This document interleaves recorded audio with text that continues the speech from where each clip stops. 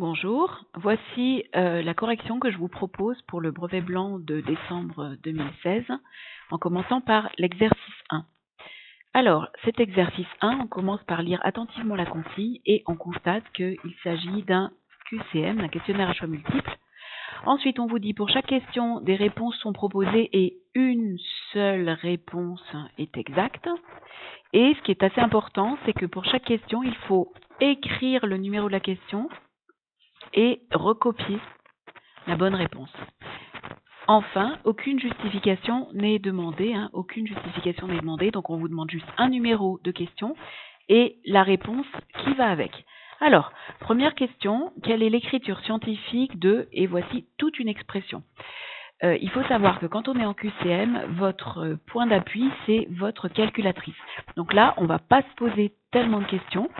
On peut quand même dire que cette réponse-là est à éliminer d'office dans la mesure où ce n'est pas une notation scientifique, puisque, petit rappel, notation scientifique, c'est un seul chiffre avant la virgule, et on fait suivre ça d'une multiplication par une puissance de 10. Donc on va à l'efficacité, c'est-à-dire qu'en fait on utilise la calculatrice, on tape le calcul et la calculatrice ici nous donne directement une réponse qui correspond à ce qui est là, c'est-à-dire que c'est la réponse B qui nous donne la notation scientifique. Donc sur notre copie, on va écrire petit 1, on nous demandait d'indiquer le numéro de la question, petit 1, le numéro de la question, et on recopie la réponse comme c'est demandé. Deuxième question, pour x égale 20 et y égale 5, quelle est la valeur de r dans l'expression 1 sur r égale 1 sur x plus 1 sur y? À nouveau, là, on peut faire un essai et utiliser sa calculatrice. Alors, je vous montre. Voilà ce qui se passe quand on utilise correctement sa calculatrice dans le bon mode.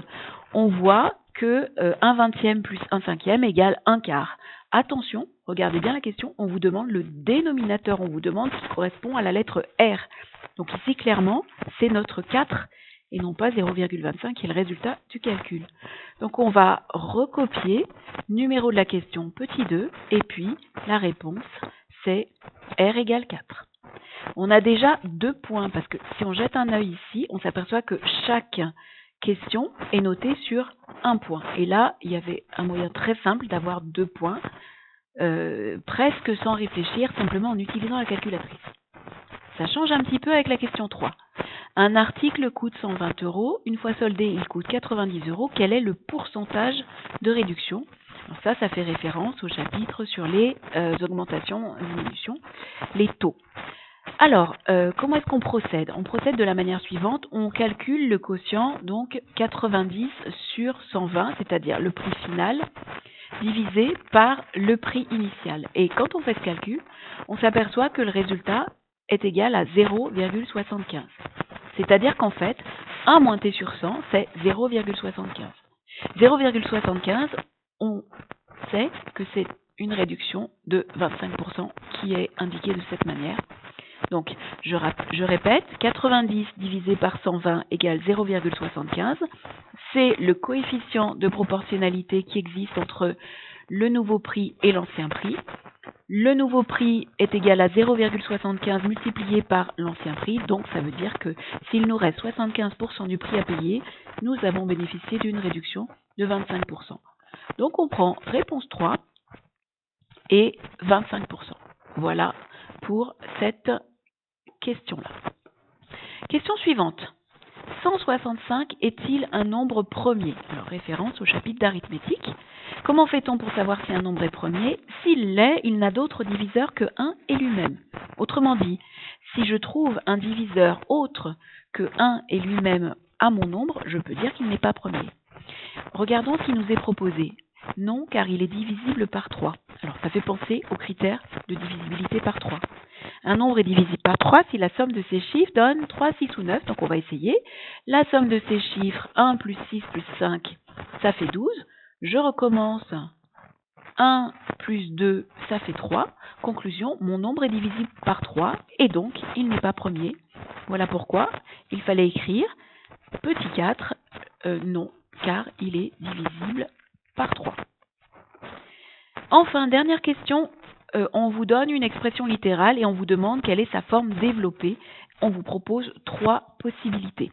Alors, soit vous savez votre cours et vous avez compris que là, il n'est pas possible qu'il n'y ait que 2 termes. Donc le choix se porte entre celui-ci et celui-là. Soit vous n'avez aucune idée de la réponse, auquel cas vous prenez un brouillon et vous allez faire ce développement, c'est-à-dire que 7x-5 facteur de 7x-5, c'est la manière développée, enfin la manière détaillée d'écrire plutôt le carré de 7x-5. Ça n'est rien d'autre que ça. Et là, on peut utiliser la double distributivité. Donc, je commence par multiplier 7x par 7x. 7 fois 7, 49, x fois x au carré, donc 7x fois 7x, 49x au carré. Ensuite, 7x multiplié par moins 5. Le signe c'est moins, 7 fois 5, 35, et la lettre x. J'ai fini avec 7x, je distribue le facteur moins 5. Moins 5 multiplié par 7x, à nouveau un nombre avec un signe moins, 7 fois 5, 35, et la lettre x. Et puis, pour terminer mon développement, je calcule moins 5 multiplié par moins 5. D'après la règle des signes, ça me donne plus 25.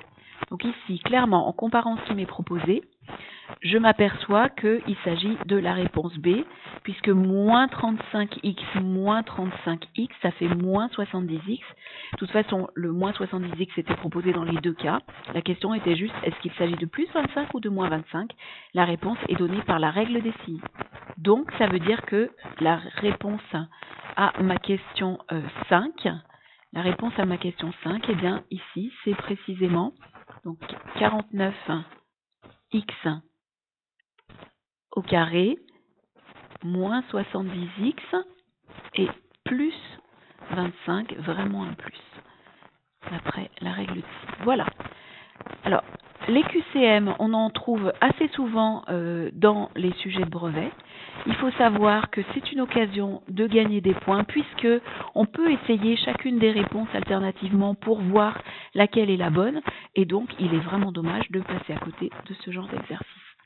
Voilà pour l'exercice 1.